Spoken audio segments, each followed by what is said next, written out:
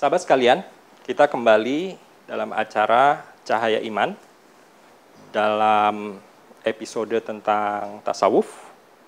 Kita sampai pada penghujung episode ini. Dalam segmen terakhir kita akan mengelaborasi lebih jauh tentang posisi manusia sebagai ekspresi dari sifat-sifat Tuhan. Benar.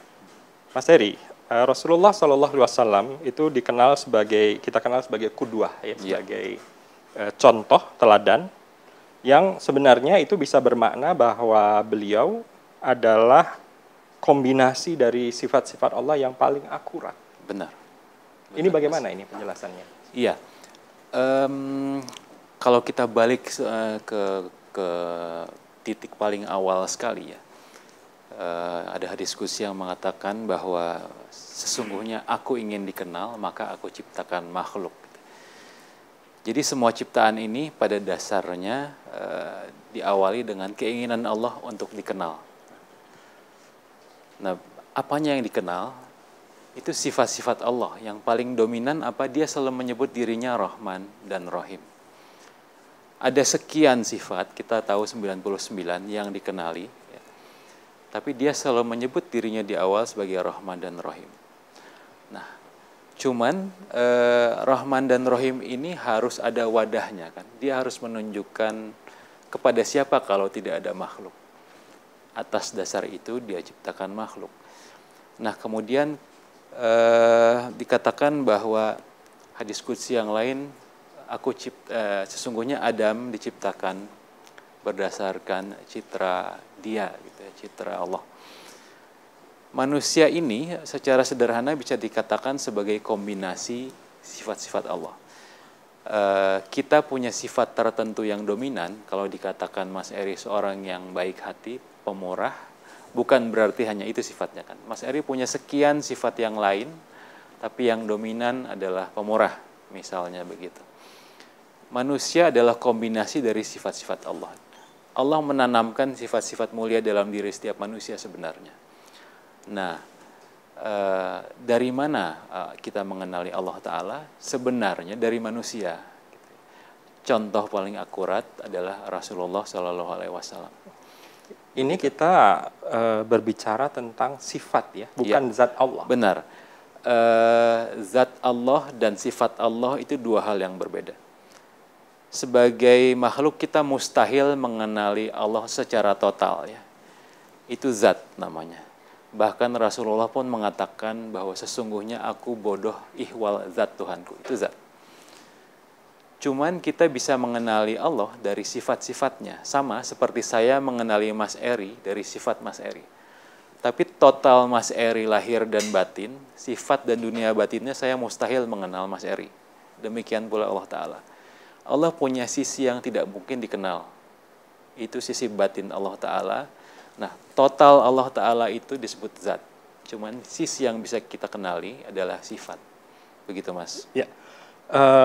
Saya ingin kembali kepada proses taubat sebagai proses eksplorasi diri. Ya. Sebenarnya pengenalan diri itu mungkin kurang lebih adalah proses untuk mengenali sifat-sifat yang ditanamkan Allah. Benar, benar. Ketika kita mungkin belum bertaubat, ya, diri kita mungkin didominasi oleh hawa nafsu dan syahwat. Ya. Padahal Allah sudah menanamkan dalam diri kita sifat-sifat mulia. Nah, semakin kita berjalan ke arah pertaubatan, semakin dalam taubatnya, itu sifat-sifat yang buruk tadi semakin melemah, dan sifat-sifat mulia itu semakin tumbuh. Jadi boleh juga dikatakan kalau perjalanan taubat itu adalah perjalanan yang membuat kita semakin memahami kita ditanamkan dalam diri kita itu sifat-sifat apa saja oleh Allah Ta'ala. Begitu, Mas. Ya. Saya ingin kembali ke pernyataan Mas Heri sebelumnya bahwa asma Allah yang Allah sering ulang-ulang itu adalah Ar-Rahman Ar-Rahim. Betul. Ini bisa kita kaitkan dengan diskusi di segmen sebelumnya, bahwa tujuan menjadi seorang pejalan adalah untuk memberi manfaat. Benar. Menebarkan Rahman dan Rahim. Iya, betul. Kepada benar. lingkungan Pada sekitar. akhirnya ketika kita sudah sepenuhnya sesuai dengan sesuai dengan untuk apa kita diciptakan ya. Artinya secara mudah bisa dikatakan kita sudah terwarnai oleh sifat-sifat Allah. Ujungnya adalah tadi kita merahmati lingkungan masing-masing kita.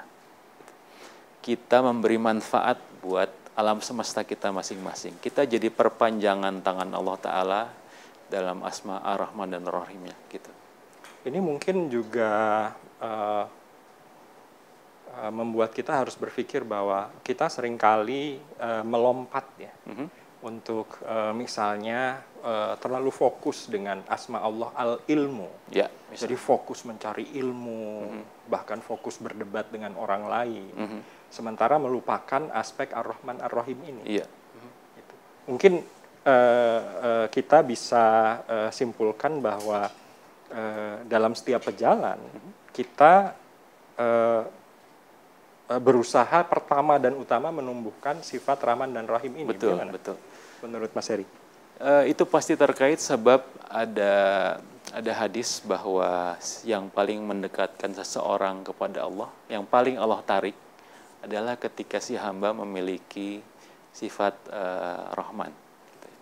Ketika kita berusaha menumbuhkan sifat itu yang paling membuat Allah tertarik dalam tanda kutip ya. Itu yang membuat kita ditarik. Sifat itu saya rasa otomatis akan jadi cukup dominan buat kalangan orang yang pejalan sih. Demikian saya kira Mas. Ya. Baik, sahabat sekalian, saya pikir itu adalah penghujung dari diskusi kita dalam episode kali ini. Sahabat sekalian, kita sudah membahas aspek tasawuf.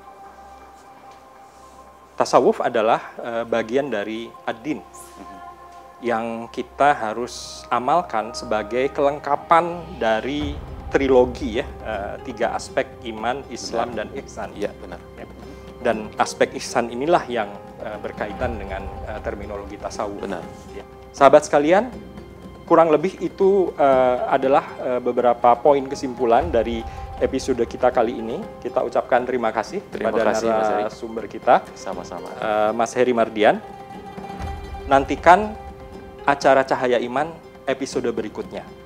Wassalamualaikum warahmatullahi wabarakatuh.